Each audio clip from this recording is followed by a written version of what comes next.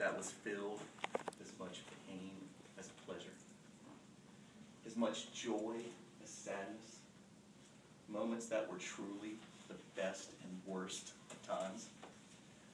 I grew up in a low-income housing project in southern Alabama called Tanglewood Apartments. Tanglewood was in Dothan, Alabama. That was a rural town famed for being the peanut capital of the world. Tanglewood consisted of row after row after row of tall brick apartments that were safe and clean, but had an overwhelming feeling of people wanting to leave. Tanglewood was occupied mostly by single moms and their children. There were some men out there, but they were mostly ex-husbands and boyfriends that came to visit.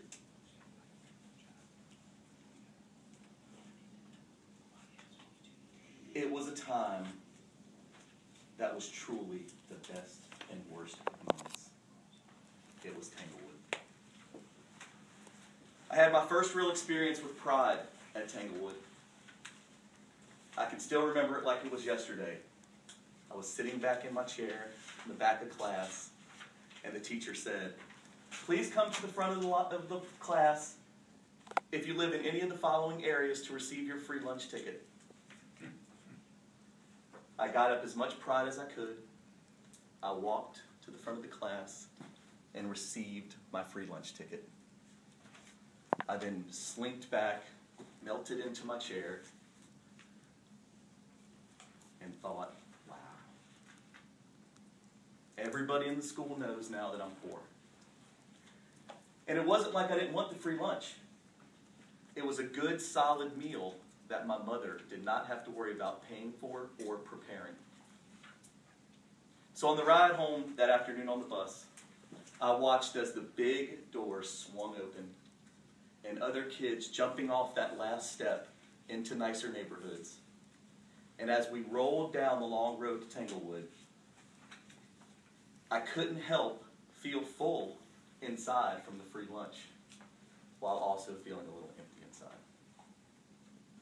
I also had my first experience with death at Tanglewood. While at Tanglewood, I got to be friends with a guy named Shane Kelly. We became best of friends. I got to know Shane's mom. She was a very nice lady, took really good care of us. She didn't really like Tanglewood all that much. One night she died of a heart attack. The funeral is still one of the most emotional experiences I have ever been through. Shane had a lot of really close relatives, and they were all there grieving. When it was Shane's turn to walk up to the casket, in a daze, he approached, flew himself over the casket and said, "Mama, Mama!" All the people rushed over to try to get him, and it just made them grieve more. Everything settled down. The funeral ended. Shane soon moved out of Tanglewood. He got a better life than we had at Tanglewood. He moved in with his grandparents, and they took really good care of him. But I couldn't help but miss my friend who only lived a few apartments away. I also had my first experience with love at Tanglewood. Her name was Tracy Parker, and I can still remember it like it was yesterday. The moving truck was moving in. They were unpacking. I saw her. She saw me. We shared smiles. The next day at school, who was it? It was Tracy. We shared smiles again, and it wasn't long before we started sharing our young romance. And you know what? For a short time, Tanglewood didn't seem all that bad. Time went on, and with a little help from her mom, she wised up. She met another guy who had a good job, had a car, had a little more potential than I did. But you know, I couldn't help. Even though that our relationship had ran its course, I couldn't help but feel a little bad for being so easily replaced. You know, nowadays, I don't need a free lunch ticket anymore.